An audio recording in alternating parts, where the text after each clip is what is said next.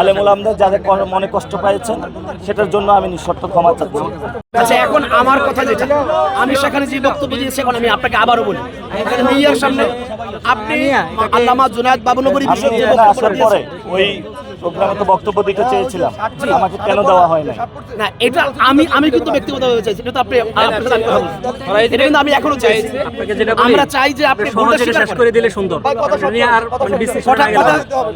Decision না গেলে ভালো। আমরা সবাই আপনাকে পছন্দ করি, সারা দেশে ক্লিয়ার বলে দেন যে আমার এই কথাটা মিস্টেক হয়েছে। অবশ্যই এখানে আমার ব্যক্তিগত নিজের কোনো কথা হয়েছে, এটা আপনি সহজে সুন্দর করে ক্ষমা প্রার্থী।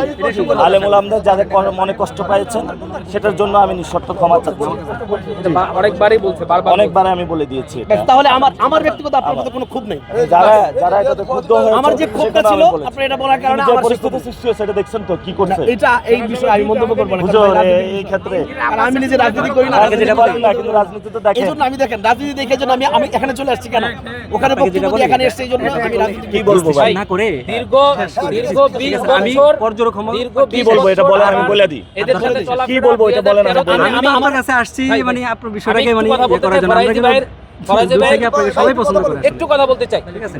আমার 2013 থেকে নিয়ে এই যে 25 পর্যন্ত 26-এর পর্যন্ত আমি হেফাজতের সাথে খুবই কানেক্টেড এবং মহানগরের একজন দায়িত্বশীল। আজকে যাদেরকে আমরা এই প্রোগ্রামে দেখেছি তাদেরকে কখনোই বাবুনগরীর কোনো প্রোগ্রাম এবং হেফাজতের প্রোগ্রামে দেখি নাই, এবং আমি দেখেছি মির্জা আব্বাসের প্রোগ্রাম। আমি এখান থেকে অনেকগুলোকে দেখেছি মির্জা আব্বাসের প্রোগ্রামে। আমাকে দেখছেন না, আপনাকে হ্যাঁ, 2-4 জন যারা মূল প্রোগ্রামটা করতে এসেছে, এই যে ফরাইজি ভাইদের মতন একজন বড় প্রসিদ্ধ আলেম, তারা এই আজকের যে এই যে একটা ঘটনা, আজকে যে অনাকাঙ্ক্ষিত যে একটা পরিস্থিতি তৈরি করেছে, তারা এটা কামনা করে নাই, তারা চায় নাই। তো আজকের যে প্রোগ্রামটা এদেরকে আমি দেখেছি, আমার কাছ থেকে আপনারা সাক্ষী নিতে পারেন, আমি মির্জা আব্বাসের প্রতিটা প্রোগ্রামে এবং মির্জা আব্বাসের চাঁদাবাজিটা আমি এদেরকে সবাইকে দেখি।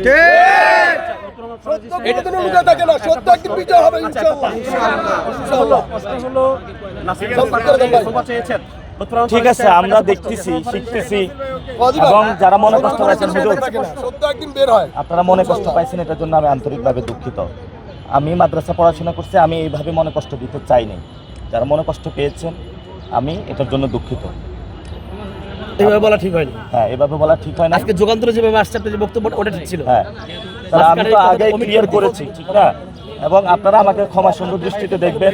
আপনি তো জানেন আমি আলেম ওলামাকে কত মহব্বত করি, এবং আপনি বিশ্বাস করেন আমি চাইছিলাম আপনার সংসদীয় আসনে আইসা আপনার সাথে নির্বাচনী কাজ করার জন্য। সত্যি আমি দিলাম, ইনশাআল্লাহ আসবেন। আমার জন্য একটু ভোট চাইয়া দেন, আমার একটু ভোট দিতে। হ্যাঁ, অবশ্যই। আমাদের ফরিদপুর পাটোয়ারি ভাই বাংলাদেশের প্রসিদ্ধ একজন আলেম এবং লেখক, আসবেন ইনশাআল্লাহ ভাই। আপনাকে অনেক শ্রদ্ধা করি ভাই, ঠিক আছে? দোয়া করবেন। আসলে ঠিক আছে, নিরাপদে থাকেন, সেফলি।